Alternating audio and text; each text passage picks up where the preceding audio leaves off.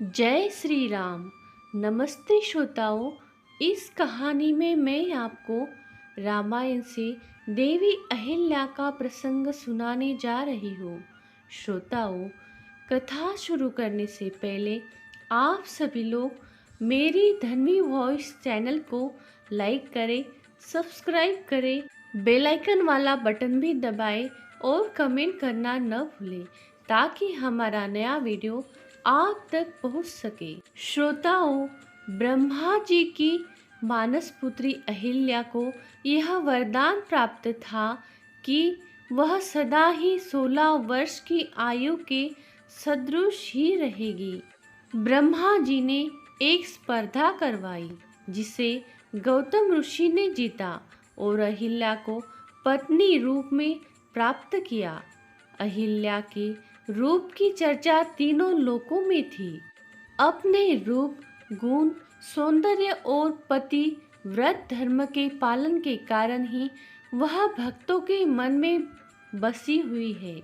देवराज इंद्र ने जब अहिल्या के बारे में सुना तो उन्होंने सूर्य से उसकी सुंदरता के बारे में पूछा। सूर्यदेव ने इंद्रदेव की भावना भांपकर अपनी असमर्थता जताई।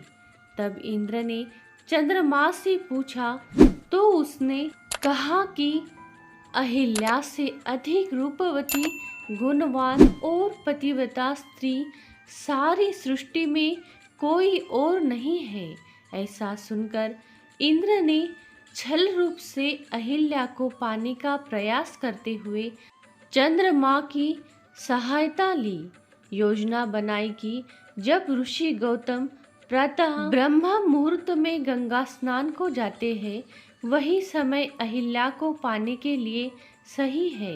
इंद्र ने चंद्रमा को अपने काम में साथ देने के लिए उन्हें ऋषि के आश्रम के ऊपर ही टिके रहने के लिए कहा, ताकि जब वह किसी को आश्रम की ओर आता देखे तो वह आश्रम के ऊपर से हट जाए, क्योंकि चंद्रमा के हटने पर किसी को शक भी नहीं होगा तथा इंद्र को ऋषि के आने की सूचना भी चंद्रमा के इस संकेत से मिल जाएगी।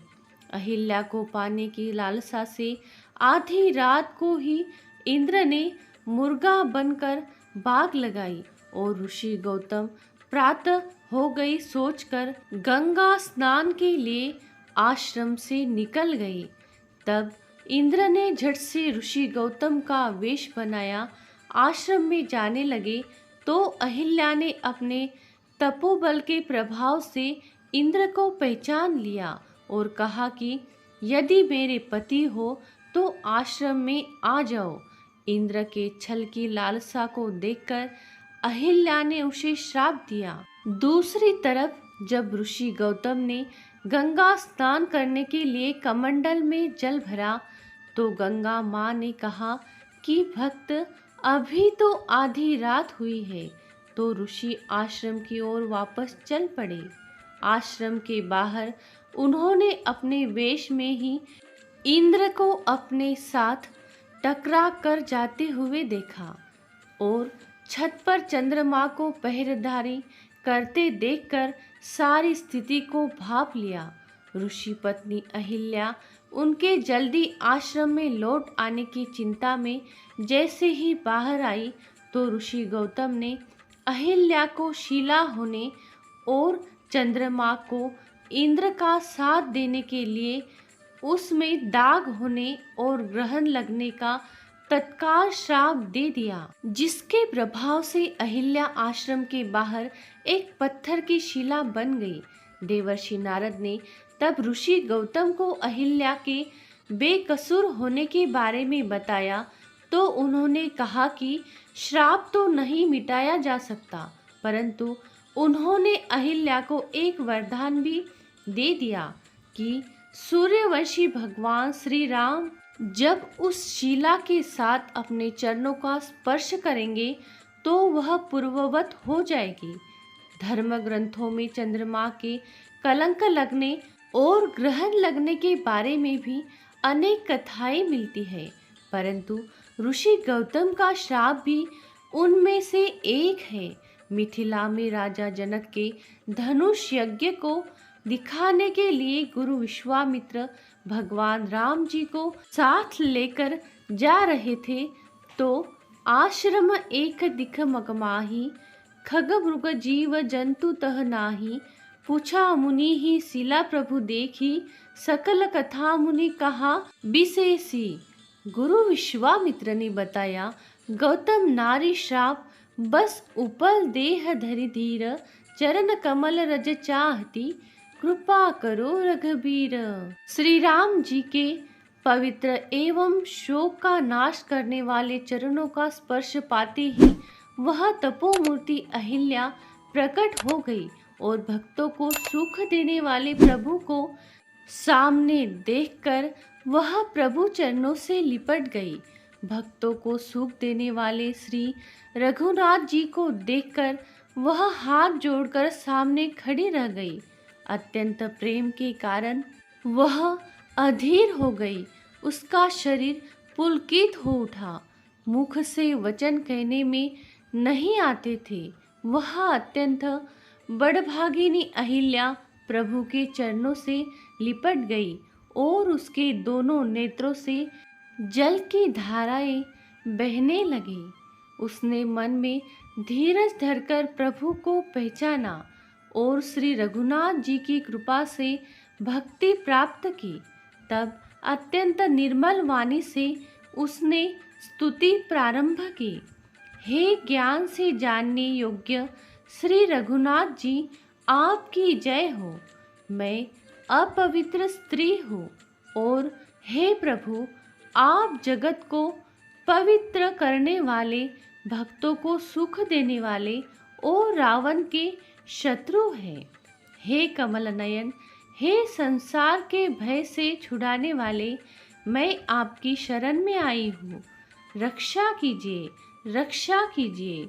मुनि श्राप जो दीना, अति भल कीना, परम अनुग्रह मैं माना, देखे वो भरी लोचन, हरि भव मोचन, इह ही लाभ शंकर जाना। बिनती प्रभु मोरी, मैं मति भोरी, नाथन मागऊ बर आना, पद कमल परागा, रस अनुरागा, मम मन मधुप करे पाना। इसका अर्थ है, हे प्रभु, मुनि ने जो मुझे श्राप दिया सो बहुत ही अच्छा किया। मैं उसे अत्यंत अनुग्रह करके मानती हूँ कि जिसके कारण मैंने संसार से छुड़ाने वाले श्री हरि आपको नेत्र भरकर देखा। इसी आपके दर्शन को शंकर जी सबसे बड़ा लाभ समझते हैं। हे प्रभु, मैं बुद्धि की बड़ी भोली हूँ। मेरी एक विनती है, हे नाथ, मैं और कई वर नहीं मांगती, केवल यही चाहती हूँ कि मेरा मन रूपी भौरा आपके चरण कमल की रच के प्रेम रूपी रस का सदा पान करता रहे। जिन चरणों से परम पवित्र देव नदी गंगा जी प्रकट हुई, जिन्हें शिव जी ने सिर पर धारण किया और जिन चरण कमलों को ब्रह्मा जी पूजते हैं, कृपालु हरि आपने उन्हीं को मेरे सिर पर रखा। इस प्रकार स्तुति करती हुई बार बार भगवान के चरणों में गिरकर जो मन को बहुत ही अच्छा लगा, उस वर को पाकर गौतम की स्त्री अहिल्या आनंद में भरी हुई पतिलोक की ओर चली गई। इस प्रकार देवी अहिल्या प्रभु श्री राम की वजह से अपने श्राप से मुक्त हो गई। श्रोताओं, ऐसी ही अलग कहानी सुनने के लिए हमारे धन्वी वॉइस चैनल से हमेशा जुड़ते रहिए। श्रोताओं, चैनल को लाइक करें, सब्सक्राइब करें, शेयर करें, बेल आइकन वाला बटन भी दबाएं ताकि हमारा नया वीडियो आप तक पहुंच सके। कमेंट में जय सिया राम जरूर लिखें। देवी अहिल्या और प्रभु श्री राम की कहानी अंत तक सुनने के लिए आपका बहुत बहुत धन्यवाद। बोलो जय सिया राम।